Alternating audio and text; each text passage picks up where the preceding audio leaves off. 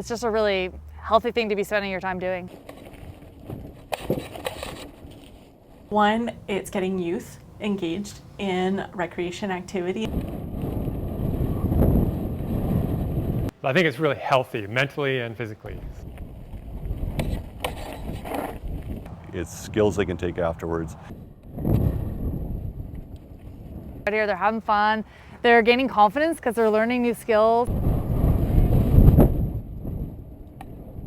Two, they're using a premier sort of facility.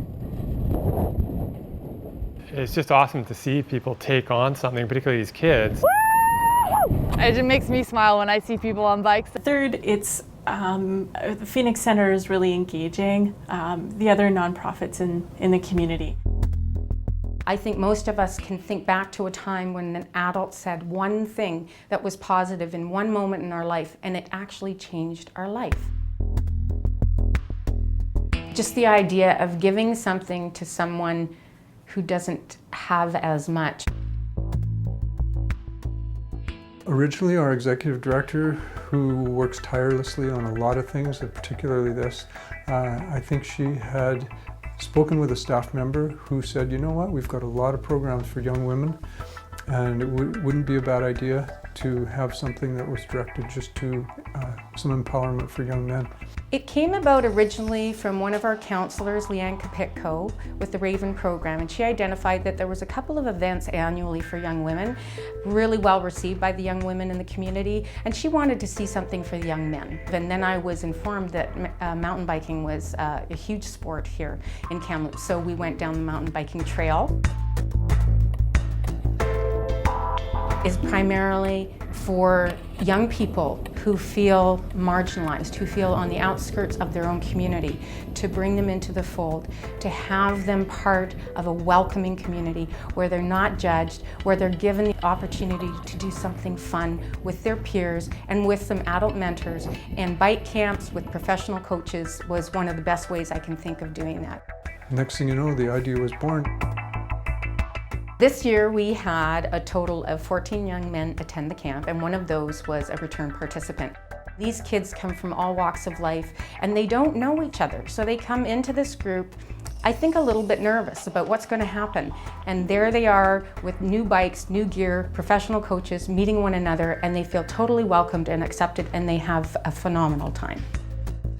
Catherine Pendrell, our bronze medalist, Olympic champion, came to the hill on the second day, brought her medal, passed it around. Everybody got to touch this beautiful, beautiful bronze medal. And then she went for a BMX track race with the kids and then down the trails. And so that was a pretty wonderful way to finish off the second day.